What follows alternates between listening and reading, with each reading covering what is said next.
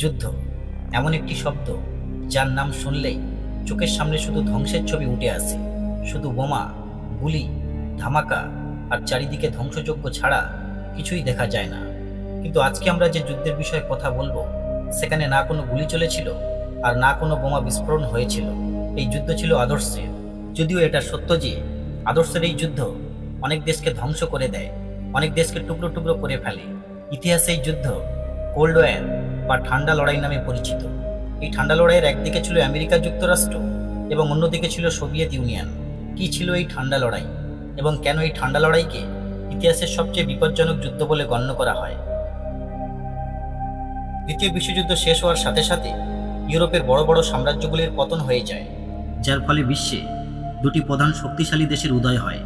প্রথমটি হচ্ছে ইউএসএসআর বা সোভিয়েত ইউনিয়ন এবং দ্বিতীয়টি হচ্ছে আমেরিকা যুক্তরাষ্ট্র।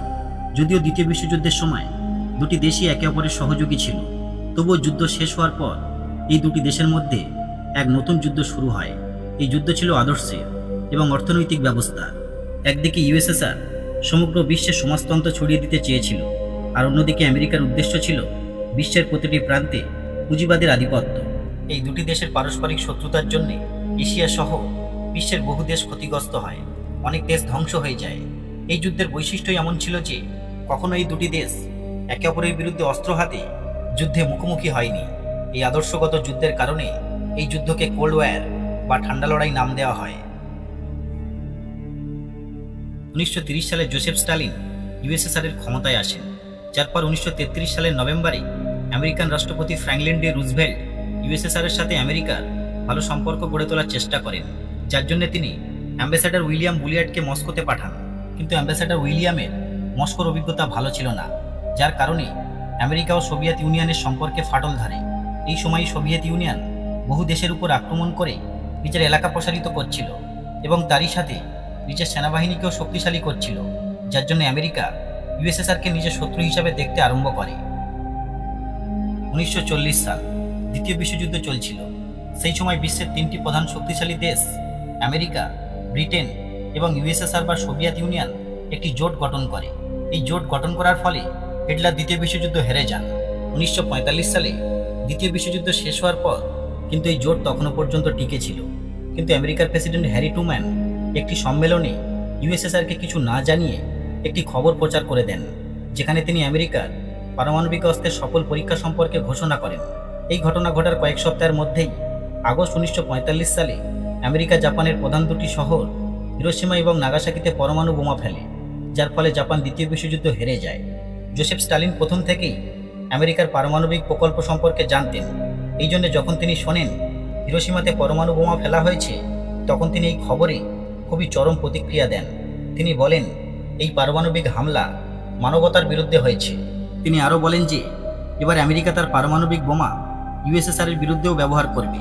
যদিও তার এই আশঙ্কা সঠিক ছিল, কারণ সেই সময় শুধুমাত্র আমেরিকার কাছেই পারমাণবিক বোমা ছিল, যার ফলে ইউএসএসআর ভয় পেয়ে যায় যে আমেরিকা অবশ্যই এই দুর্বলতার সুযোগ নেবে।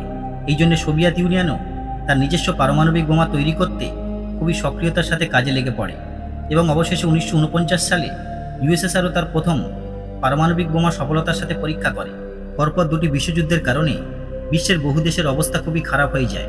এই সময় মার্কিন যুক্তরাষ্ট্র এবং সোভিয়েত ইউনিয়ন উভয়ই বিশ্বের শক্তিশালী দেশ হিসেবে আবির্ভূত হয়, যার ফলে দুটি দেশের মধ্যে শুরু হয় সবচেয়ে শক্তিশালী হওয়ার প্রতিযোগিতা, যার পরিণাম হিসেবে আরম্ভ হয় ঠান্ডা লড়াই। শুধু এটাই নয়, 1945 সালে হওয়া পটসডাম সম্মেলনে পোল্যান্ডের সীমানা নিয়ে সোভিয়েত ইউনিয়ন ক্ষুব্ধ ছিল, যা ঠান্ডা লড়াই শুরু হওয়ার বিভিন্ন কারণের মধ্যে একটি প্রধান কারণ ছিল।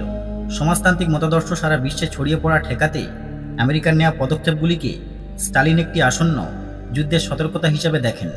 যেমনভাবে American president Harry Truman Marshall পরিকল্পনা গ্রহণ করে বিশ্বের প্রত্যেকটি দেশকে সমাজতান্ত্রিক মতাদর্শ থেকে দূরে সরিয়ে রাখতে চেয়েছিলেন, তেমনভাবে সোভিয়েত ইউনিয়নও কমিকন পরিকল্পনা গ্রহণ করে আমেরিকান ডলার অর্থনৈতিক ব্যবস্থাকে সমালোচনা করে এবং বিশ্বের সমাজতান্ত্রিক দেশগুলিকে পুঁজিবাদের হাত থেকে রক্ষা করার জন্য নিজের সমর্থন দেখায়।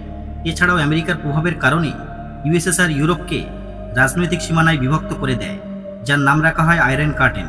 এই প্রাচীর ইউরোপকে সোজাসুজি দুটি ভাগে বিভক্ত করত। একদিকে ছিল সোভিয়েত ইউনিয়ন সমর্থিত পূর্ব ইউরোপ এবং অন্যদিকে ছিল পশ্চিম ইউরোপ, যা পুঁজিবাদ বা পুঁজিবাদী দেশের দ্বারা নিয়ন্ত্রিত হতো। এই সময় বার্লিন প্রাচীর নির্মাণ করা হয়, যেটি ভেঙে যাওয়ার পরে এটিকে কোল্ড ওয়ার মেমোরিয়াল হিসেবে স্মরণ করা হয়। এই লড়াইয়ের সময় দুটি দেশই কখনো একে অপরের বিরুদ্ধে কোনো প্রত্যক্ষ যুদ্ধ ঘোষণা করেনি, কারণ দুটি দেশই এটি খুব ভালো করে জানত যে দুজনের কাছেই পারমাণবিক বোমা আছে, যা ব্যবহার করার ফলে উভয় দেশই ব্যাপক ক্ষয়ক্ষতির সম্মুখীন হবে। এই জন্য এটি বিশ্বের প্রথম এমন যুদ্ধে পরিণত হয় যেখানে অস্ত্রের ব্যবহার খুবই কম দেখা যায়। দ্বিতীয় বিশ্বযুদ্ধ শেষ হওয়ার সাথে সাথে স্টালিনের নেতৃত্বে ইউরোপ জুড়ে সাম্যবাদ সম্প্রসারিত হচ্ছিল। ছোট ছোট দেশগুলিকে নিয়ে জোট গড়ার প্রক্রিয়া শুরু হয়ে গিয়েছিল, যা প্রথম ইউরোপ থেকেই শুরু হয়, যেখানে পশ্চিম ইউরোপের বেশিরভাগ দেশই মার্কিন যুক্তরাষ্ট্রের সাথে জোট গঠন করে। সেখানে পূর্ব ইউরোপের দেশগুলি সোভিয়েত ইউনিয়নের সাথে জোট গঠন করে। এই জন্য এই দুটি গ্রুপকে পরবর্তীকালে পূর্ব পশ্চিম জোট নাম দেওয়া হয়।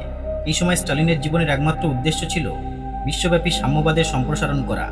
অন্যদিকে আমেরিকাও আগ্রাসীভাবে পুঁজিবাদের প্রচার করছিল। এই জন্য ইউরোপের দেশগুলি এই সময় নিজেদের জোটের বিষয়ে ভাবছিল।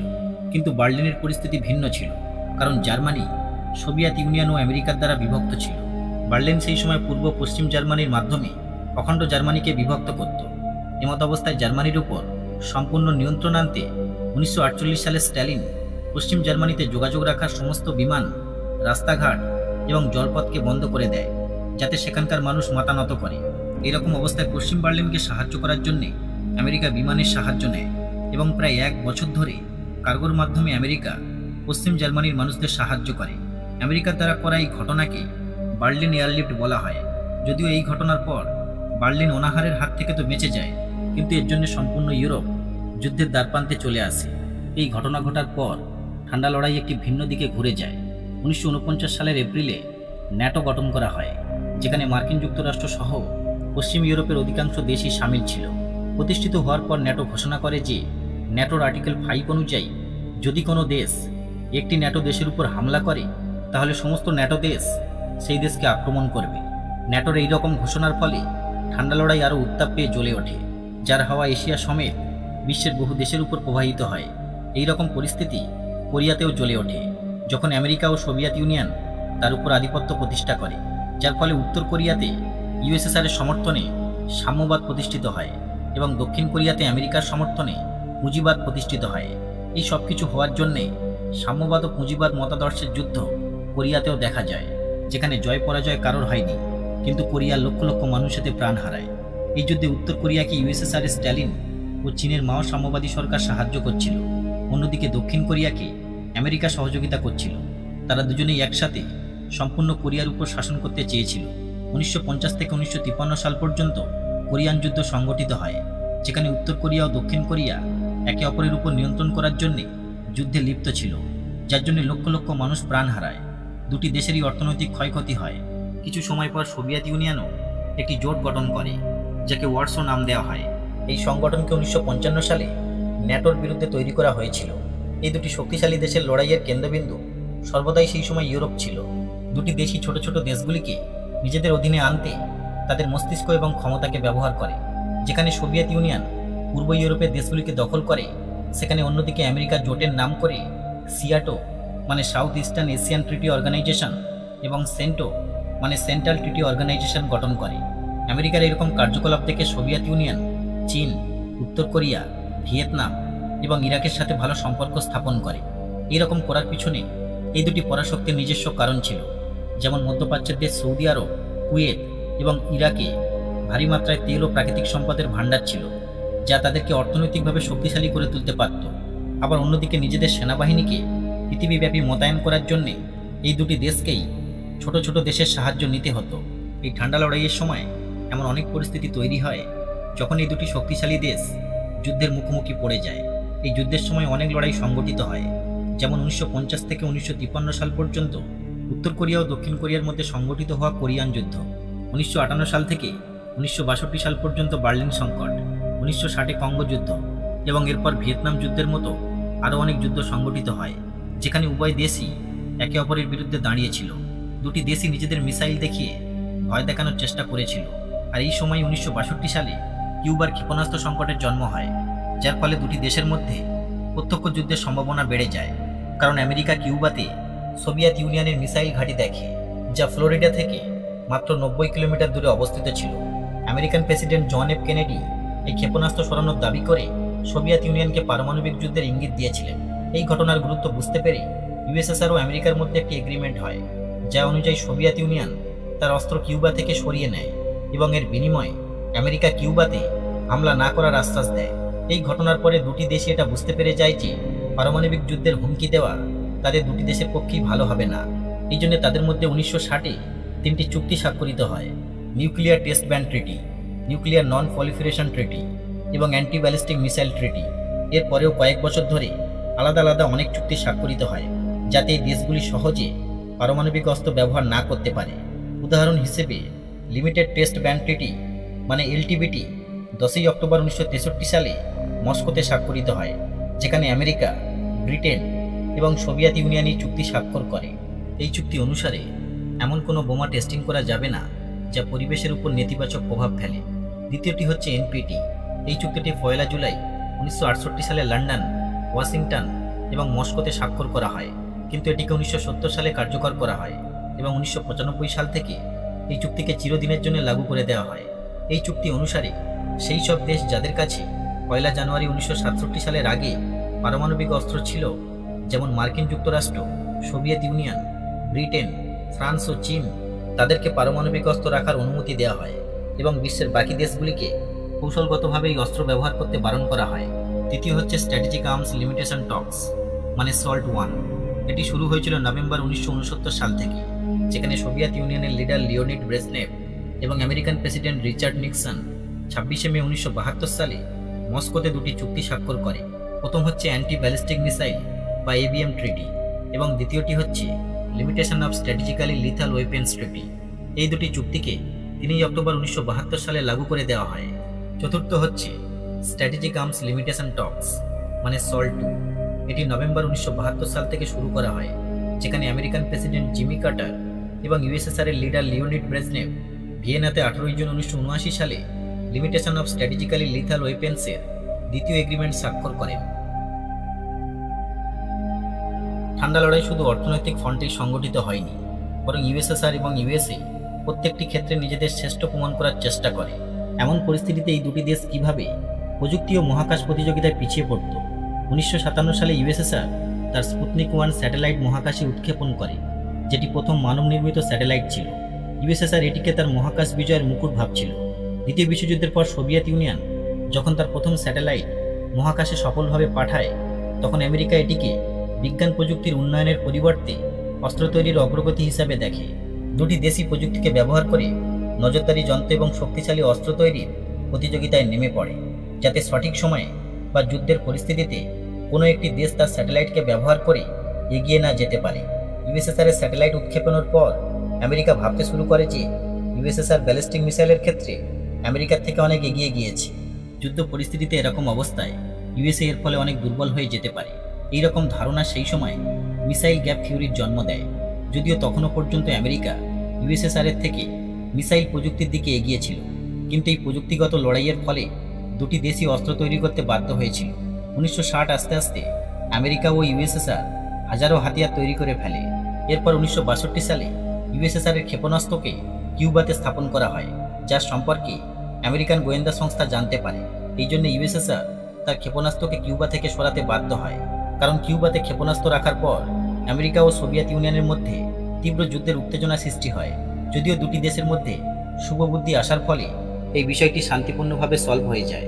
এরপর শীঘ্রই 1969 সালে নীল আর্মস্ট্রংয়ের জন্য আমেরিকার নাম বিশ্বে উজ্জ্বল হয়ে ওঠে, কারণ নীল আর্মস্ট্রং পৃথিবীর প্রথম ব্যক্তি ছিলেন যিনি চাঁদে পা রেখেছিলেন, যার পরে আমেরিকা মহাকাশে নিজের বিজয়রথকে থামিয়ে মহাকাশ প্রতিযোগিতা শেষ করে দেয়, কারণ আমেরিকা মনে করত সে মহাকাশে জিতে গিয়েছে। যদিও ঠান্ডা লড়াই তখনও পর্যন্ত চলছিল, দুটি দেশই প্রবল বেগে নিজেদের হাতিয়ার উৎপাদন করছিল এবং সেই হাতিয়ারকে সাপ্লাইও করছিল।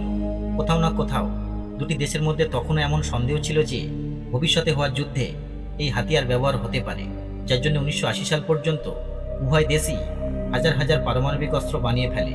যেখানে মার্কিন যুক্তরাষ্ট্রের কাছে প্রায় 23,000 পারমাণবিক হাতিয়ার ছিল, সেখানে সোভিয়েত ইউনিয়নের কাছে ছিল প্রায় 39,000 পারমাণবিক অস্ত্র।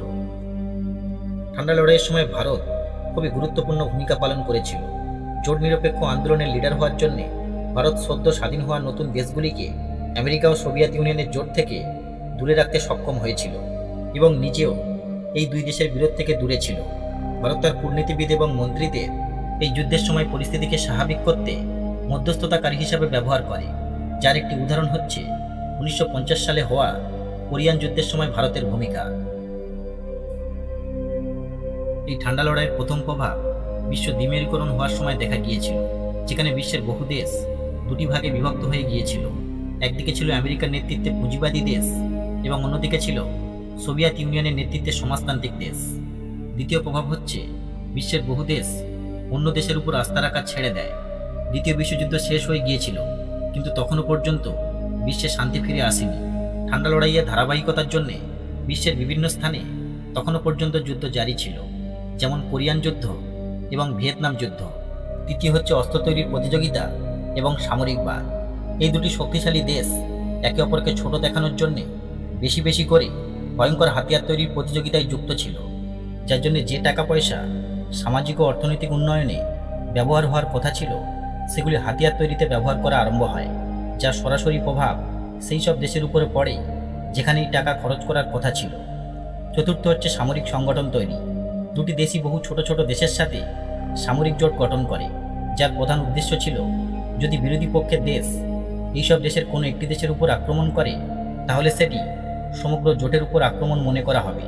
এই জন্য আমেরিকা ন্যাটো এবং সিয়াটোর মতো অনেক জোটকে গঠন করে এবং ইউএসএসআর গঠন করে ওয়ারসো প্যাক্ট, যেখানে অ্যালবেনিয়া, বুলগেরিয়া, হাঙ্গেরি, পোল্যান্ড এবং চেকোস্লোভাকিয়ার মতো বহু দেশ সামিল ছিল। পঞ্চম হচ্ছে দ্রুত উপনিবেশীকরণ, যা অনুসারে সোভিয়েত ইউনিয়ন সেই সব দেশকে সাহায্য করে যেগুলিকে পশ্চিমী দেশগুলি উপনিবেশ বানিয়ে রেখেছিল, যার ফলে অনেক তৃতীয় বিশ্বের দেশ স্বাধীনতা প্রাপ্ত হয়। এছাড়াও এই নতুন স্বাধীন হওয়া দেশগুলিকে আমেরিকা এবং সোভিয়েত ইউনিয়ন তাদের সাহায্যের হাত বাড়িয়ে দেয় এবং তাদের পক্ষে নিয়ে আসার জন্যে অনেক অফারও দেওয়া হয়, যেমন নিজের সেনাবাহিনীর মাধ্যমে সাহায্য করা, নিজের অর্থনৈতিক ব্যবস্থায় যুক্ত করা এবং সম্মিলিত জাতিপুঞ্জের সহযোগিতা করা। ষষ্ঠ শেষ হচ্ছে জাতিপুঞ্জের সিদ্ধান্তের উপর প্রভাব। এই যুদ্ধের সময় সম্মিলিত জাতিপুঞ্জ কোনো সিদ্ধান্ত যোগ্যতার ভিত্তিতে না নিয়ে এই দুটি দেশের নির্দেশে গ্রহণ করত, যার জন্য এই দুটি দেশই নিজের স্বার্থের উপর ভিত্তি করে তাদের সিদ্ধান্ত গ্রহণ করত।